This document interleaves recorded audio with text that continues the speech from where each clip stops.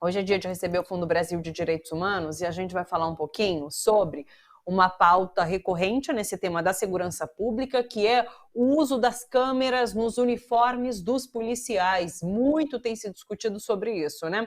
Mas agora, recentemente, no dia 6 de junho, o ministro Edson Fachin, do Supremo Tribunal Federal, manteve a decisão e reafirmou a ordem para o governo do Rio de Janeiro instalar câmeras e equipamentos de geolocalização nesses uniformes dos policiais do Estado. Essa decisão do STF foi por 9 votos a 2, dá um prazo de 180 dias para a decisão ser colocada agora em prática. E além da instalação dos equipamentos, essa ordem determina que as imagens captadas sejam armazenadas e compartilhadas com o Ministério Público, Defensoria Pública e até com as vítimas de violência policial quando forem solicitadas. Muito importante isso. Essa medida, segundo o tribunal, deve prever ainda o armazenamento digital desses arquivos. Bom, além de determinarem a instalação, os ministros deram 90 dias ao Estado do Rio de Janeiro para que elabore um plano de redução da letalidade policial. A organização Justiça Global acompanha esse caso desde o início, junto aos moradores das favelas e vítimas de violência do Estado. A gente vai conversar hoje com a Monique Cruz, que é coordenadora do Programa de Violência Institucional e Segurança Pública da Justiça Global, e recebemos também o Pedro Lagata, que é assessor de projetos do Fundo Brasil de Direitos Humanos. Pedro, Monique, um prazer recebê-los aqui, sejam super bem-vindos. E eu queria já começar com a Monique, eu quero saber dessa decisão do STF, o que isso representa, qual o impacto dessa decisão no momento de discussão sobre esse uso das câmeras, né? Boa tarde, Monique. Olá, boa tarde a todas, a todos, a todos. Obrigada pelo convite, pela possibilidade de falar desse tema tão importante. Então, para nós, essa decisão ela é uma grande vitória, né? Primeiro porque ela marca o STF, né, que é o Supremo Tribunal Federal, impondo um fim a uma falsa controvérsia que o Estado do Rio de Janeiro vem tentando implementar nessa disputa, né, para resistir à implementação desse programa com o uso das câmeras corporais, e também marca uma resposta ao desrespeito do Estado do Rio de Janeiro em relação a esse tema. Primeiro, porque esse não é um tema novo, né? Esse não é um tema que aparece na DPF 635, a arguição de descumprimento de preceito fundamental número 635. Ela é uma questão de um descumprimento anterior, né? O Estado do Rio de Janeiro ele tem 2 leis aprovadas, uma em 2009 e uma em 2021, sobre a implementação de câmeras corporais nas forças policiais.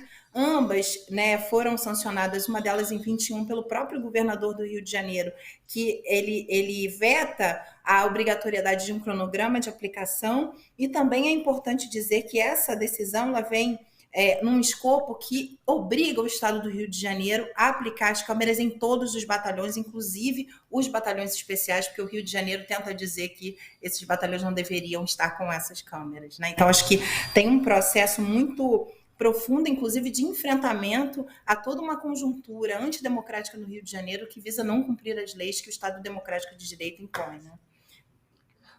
Monique, essa resistência no uso das câmeras partia de quem? Do Estado, dos policiais? De quem parte essa resistência? Essa resistência ela parte tanto das forças policiais, dos praças, dos policiais que estão nas ruas, das hierarquias, vamos dizer assim, né, de quem comanda as polícias, mas especialmente do governador do Rio de Janeiro atual, né, o governador Cláudio Castro. Ele inicia o seu mandato em 2023 dizendo que ele vai resistir até o último minuto à implementação das câmeras nesses batalhões e nesses grupos de polícia especial, que é importante dizer que tem na Polícia Civil também, dessa implementação, né? Então, essa decisão, ela diz que o Estado do Rio de Janeiro não pode recorrer, não há justificativa para que o Estado não implemente as câmeras nesses batalhões e nos batalhões com maior letalidade, porque o Rio de Janeiro começa a implementar nos batalhões com menor letalidade e com essa resistência muito explícita, inclusive às determinações do ministro Fachin. Então, essa decisão do dia 6, ela acaba com as possibilidades de qualquer argumentação, inclusive diz, olha, existe uma possibilidade de que talvez, né, vamos dizer assim, a inteligência da polícia diga que talvez não seja o ideal usar as câmeras nesse sentido, mas o Estado precisa apresentar uma justificativa plausível. E não é disso que se trata. Se trata do Estado do Rio de Janeiro dizendo que não vai cumprir uma decisão do Supremo Tribunal Federal. E a decisão do Supremo é pautada em qual justificativa para pedir e decretar o uso dessas câmeras? Primeiro que acho importante dizer que esse é um debate que já está no mundo com um elemento, um instrumento, uma ferramenta democrática de controle das instituições policiais, né?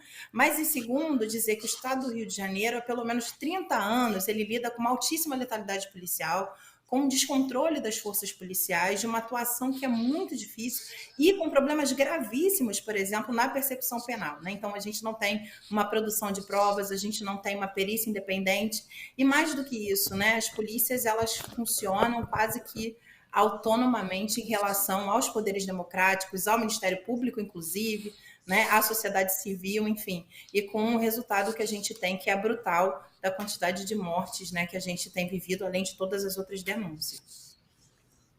Perfeito. Pedro, boa tarde. Pedro, por que a gente não pode falar dessa violência de Estado, dessa letalidade policial que a própria Monique coloca aqui para a gente no Rio de Janeiro, sem pensar nesse recorte racial e social? Conta para a gente.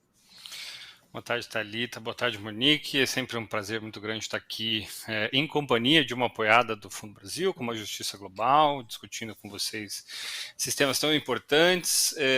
Violência institucional, ela inclui as polícias, as prisões, diversos outros órgãos de uso da força do Estado.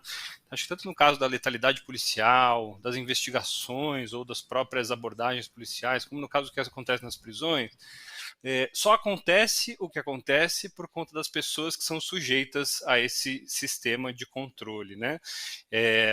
Violência policial e encarceramento em massa não podem ser dissociados de para quem é orientado esse sistema, que são, sobretudo, a população negra que mora nas periferias da cidade, seja nas favelas, sejam em comunidades, sejam em outros contextos. O que a gente vê desse sistema é um clássico caso de dois pesos, duas medidas, né?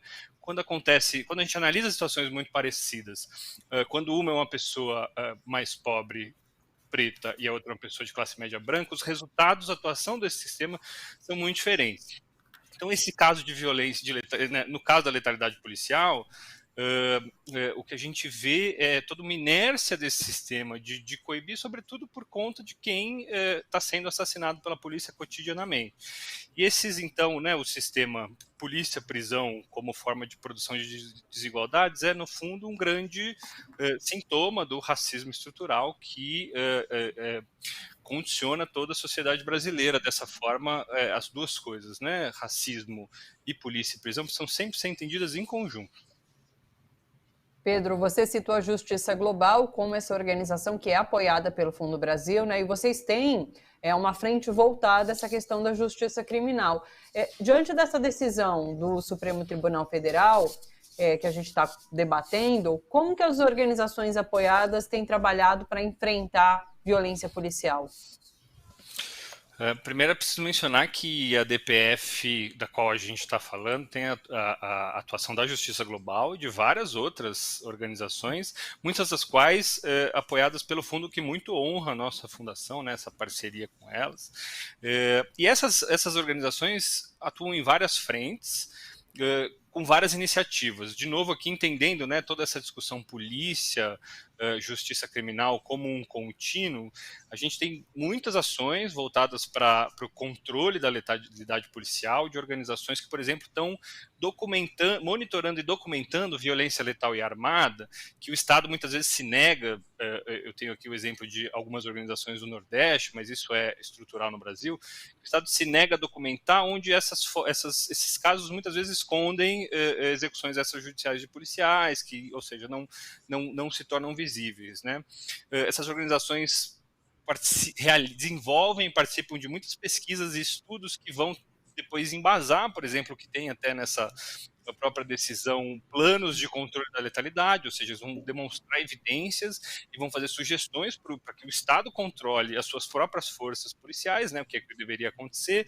Além disso, oferecem um sem número de serviços de apoio jurídico, psicossocial, acolhimento familiar para famílias e testemunhas desses casos que são muito ameaçadas, né? Ou seja, não só acontece a violação e o fato gravíssimo de perder seus entes queridos, mas como testemunhas ou como, né, partes, depois pode ser uma investigação, ainda são ameaçadas.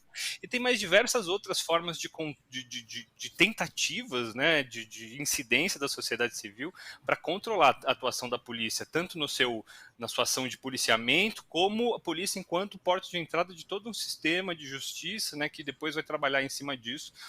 Mas é um campo vasto de atuação, um campo antigo, assim, a Justiça Global está aqui, não me deixa mentir, há muitos anos, né, traz soluções para o Estado, para o controle das suas prisões e polícias, e sempre encontra o Estado muito pouco permeável a essa atuação. Não à toa, né, o governador do Rio foi até o STF discutir uma medida que já em grande parte tem consenso em vários lugares, né, de que precisa ter, de que não tem muito como fugir.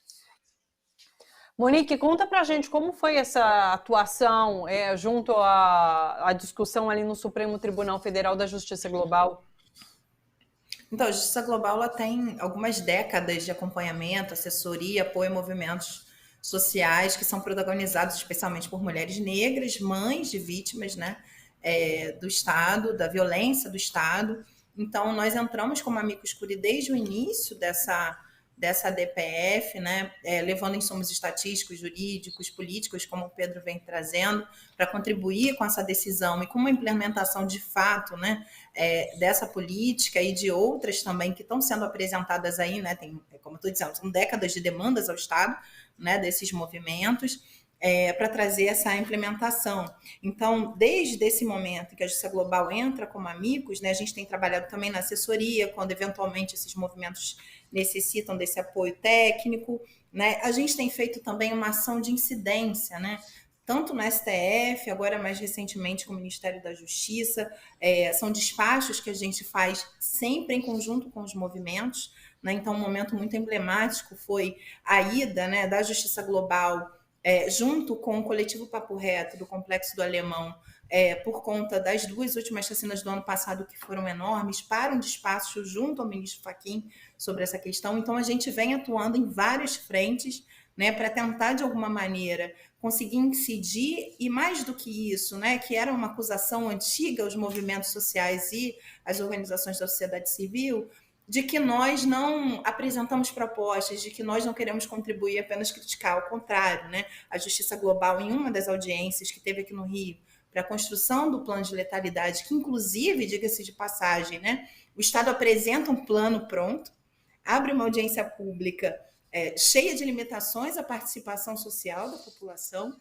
Esse plano sequer tem uma linha sobre a questão do racismo e da importância de enfrentamento ao racismo. Né? A Justiça Global, só a Justiça Global levou cerca de 30 propostas, né, que não foram consideradas. Então, isso tem toda uma participação nossa nesse sentido, sempre em apoio e na construção coletiva com os movimentos de favela, para que essas decisões elas tenham o pé na realidade, né, que elas possam lidar de fato com as questões que nos assolam cotidianamente. Você menciona essa questão do plano. A gente sabe que as câmeras são um passo para a redução da letalidade policial, para essas questões referentes ao governo do Estado. Que outras medidas são necessárias que deveriam, por exemplo, aparecer num plano como esse? Então, outras medidas que são necessárias. Primeiro é que a gente como sociedade, não só as organizações da sociedade civil, os movimentos e o próprio Estado, a gente vai precisar se debruçar de como, né, especialmente essa questão das câmeras vai ser implementada. A outra discussão que passa é justamente por como enfrentar a violência policial no cotidiano, de como rever ou repensar ou aumentar as formas de controle dessa atuação policial. Mais do que isso, rever qual é a forma que direciona essa política, que é uma política baseada no confronto, na violência, na violação de direitos, né? Eu mesma recentemente pude acompanhar algumas, né, estar em alguns lugares que estavam com ocupação policial, e é terrível, né? O trato das pessoas nos territórios é violento. Então, como é que a gente constrói uma política de segurança pública que não seja violadora de direitos humanos, né? Que não seja, inclusive, violadora dos direitos básicos de circulação, de ida e vinda, né? O Estado ele não pode se equiparar aos vamos dizer assim, a quem suspende direitos nesses territórios. Não pode se equiparar na elaboração e na execução de crimes, né? Então, o plano de letalidade ele precisa de contar com a produção de dados adequada, precisa contar com esses serviços, né? Acho que a perícia é uma questão importante para casos de violação, precisa contar com situações em que haja uma cadeia de comando efetiva. Então, o Rio de Janeiro hoje ele tem 2 secretarias de polícia, ele não tem uma secretaria de segurança pública que pense outras formas de fazer essa política. Então, tem uma série de questões que a gente precisa discutir, se debruçar e construir junto com a proposta das câmeras, né? Que também é uma discussão bastante ampla e que demanda de muita dedicação e reflexão coletiva e construção coletiva da sociedade em geral, né? Monique, Pedro, vocês têm conhecimento sobre essa discussão em São Paulo? Porque havia, da mesma forma que o governador do Rio de Janeiro, Tarcísio, também aqui durante o processo eleitoral, disse que não colocaria ou retiraria câmeras dos policiais, né? Depois voltou atrás porque viu que tinha pegado mal, mas eu não sei em que pé anda essa discussão. Você tem alguma informação? Porque algo que acontece no Rio de Janeiro, mas poderia poderia se expandir para outros estados do nosso país, né, Monique? Eu estou sem seu áudio, acho que você deve ter... Agora foi. Voltei? Então, está se expandindo, né? A gente tem alguns estados que já estão implementando ou pensando ou discutindo a implementação das câmeras. Definitivamente esse é um caminho sem volta, né? O mundo está dizendo isso para o Brasil. Mas tem alguns elementos, né? Então, cada unidade federativa que está iniciando essa implementação está iniciando de um jeito. São Paulo, definitivamente, né, tem sido um caso que aponta muitas possibilidades positivas da implementação dessa política, né? Nessa construção em que pese a resistência dos agentes públicos, o que é terrível se a gente pensar que a gente vive no Estado Democrático de Direito, né? Quando é que um agente público ele se recusa, né, a ser fiscalizado no seu trabalho. Mas a experiência de São Paulo também trouxe para a gente algumas questões, né? Coisas muito pequenas, que podem parecer muito pequenas da implementação dessas questões, e por isso os protocolos de guarda, de produção, enfim, de protocolos de acesso a essas imagens, a esses vídeos, eles são importantes, né? Então, a gente tem identificado, por exemplo, que São Paulo, em sua experiência, identificou uma coisa muito que pode parecer muito pequena, mas que é o local da câmera, onde a câmera fica para efetivamente produzir uma possibilidade de analisar aquela situação em que eventualmente possa ter acontecido alguma violência, né? Então, temos tido essa experiência que tem sido acompanhada com atenção pela sociedade civil brasileira e por agentes públicos que estão interessados em garantir que a democracia não seja derrubada aos poucos em cada pequena, entre aspas, em cada decisão como essa. Mas ainda temos muito a avançar, porque essa discussão precisa ser transparente. Ela precisa ter garantido um controle democrático efetivo dela, né? E com todo o cuidado necessário. Eu achei muito interessante essa questão também de você poder pedir as imagens que foram feitas, né? Porque elas deverão ser arquivadas e serem disponibilizadas através de pedido. Isso já existia ou passou a existir a partir dessa ordem do Supremo? Então, em relação à produção de câmeras especificamente, porque a gente tem algumas câmeras que estão, por exemplo, em viaturas, de algum tempo a gente tem casos emblemáticos graves no Rio de Janeiro, né, em que as câmeras puderam colaborar para a elucidação de algumas situações. Esses são processos muito delicados em muitos sentidos, especialmente porque a gente está falando da vida das pessoas muitas vezes, né, de uma situação que imediatamente se pode identificar o que aconteceu. Então, a gente está falando também das pessoas que estão sendo vitimadas, das suas famílias, mas, assim, pensando um processo formal de acesso à justiça, de luta por justiça, né? A gente tem, por exemplo, aqui no Rio de Janeiro, experiências importantes que foram construídas com a participação dos movimentos de mães, quero lembrar, né? Lembrar das mães de Jacari, que há mais de 30 anos estão nessa luta, que é pensar, por exemplo, os casos em que as defensorias atuam como assistentes de acusação em casos de violência policial, violência letal, especialmente, em que as defensorias fazem essa assessoria jurídica das famílias, em que as famílias, muitas vezes, são assistentes de acusação, então devem sim ter acesso a essas informações. É claro que tudo isso quer dizer que precisamos pensar e elaborar bons protocolos de guarda e acesso a essas informações por muitos motivos, né? Especialmente pelo direito também das pessoas de acessarem, mas ao mesmo tempo de quem está nessas imagens também ter os seus direitos garantidos, né? Perfeito. Pedro, para finalizar, conta para a gente sobre essa linha de apoio do Fundo Brasil, as organizações que atuam com essas pautas da justiça criminal, como é o caso da própria Justiça Global. Só antes de comentar, me associar aqui a Monique, dizer que já tem diversos estudos mostrando que a experiência de São Paulo, né, tem um impacto grande na redução da letalidade, seja ela letalidade geral, seja de adolescentes, né? E também dizer que acho que para o fundo é muito importante reconhecer, a Monique falou várias vezes, mas a gente não mencionou diretamente, a importância dos familiares e das organizações desses protagonistas todo esse debate, né? A gente só chega aqui depois de décadas de trabalho das pessoas que perderam seus entes queridos para a polícia, dessa luta por verdade, justiça e memória também, né? Então, agora, por exemplo, aconteceu a primeira etapa do julgamento da chacina do Corió, no Ceará, onde PMs estão sendo julgados por uma chacina, então também força do trabalho desses familiares. O fundo ele vem trabalhando ao longo dos anos para fortalecer um movimento social antipunitivista, antiproibicionista, antirracista, que seja diverso, que seja nacional, né, para fazer frente a esse conjunto de organizações tão fortalecidas na democracia brasileira e também tão problemáticas, que são as polícias, as prisões, Ministério Público, Judiciário, né, que trazem essas engrenagens de desigualdade de maneira tão intensa.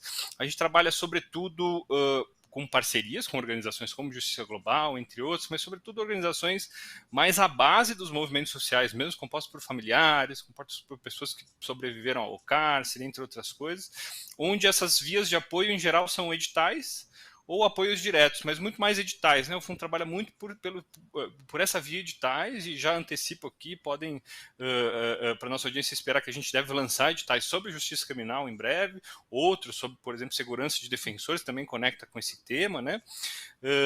E esse nosso apoio, ele tem um foco, e aí, de novo, essa continuidade, né? Um foco em reduzir, fortalecer esses movimentos que confrontam, que lutam pela redução do encarceramento em massa no Brasil, e essa luta passa pelas polícias, passa por mais controle das polícias, passa pelas polícias respeitar o seu papel numa democracia, o que muito comumente é desrespeitado, e passa por esse debate, acho que passa por sobretudo fortalecer a participação das organizações, das lideranças, dos movimentos sociais, nesse debate de qual segurança pública e qual justiça criminal queremos, né? A gente precisa estar nesse debate de forma intensa e fortalecer as experiências de sociedade civil, como o Monique disse, trazem soluções para uma justiça criminal menos violadora e menos produtora de desigualdades, né? Acho que esse é o caminho que o fundo segue, e o fundo ele pode ser apoiado diretamente, nós trabalhamos com parcerias internacionais muitas vezes, mas pode ser apoiado diretamente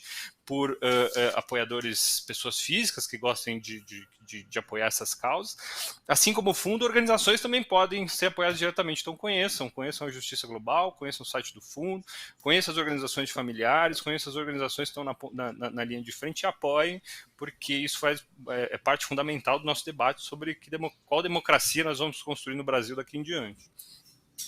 Perfeito. fundobrasil.org.br, para ficar de olho, como o Pedro disse, vai sair edital logo mais, e global.org.br, que é o site da Justiça Global. Então, aqui os endereços para vocês, tá bom? Monique e Pedro, um prazer recebê-los. Muito obrigada pela participação. Uma boa semana para vocês e até uma próxima. A gente que agradece para vocês Thalita. também. Obrigada, abraço. Abraço. Esse é o Fundo Brasil de Direitos Humanos, trazendo participações aqui para a gente, trazendo temas para debate. Um debate sempre importante para a gente crescer, evoluir enquanto sociedade, né? Sempre muito bom ter a participação do Fundo Brasil de Direitos Humanos aqui com a gente no Bom para Todos.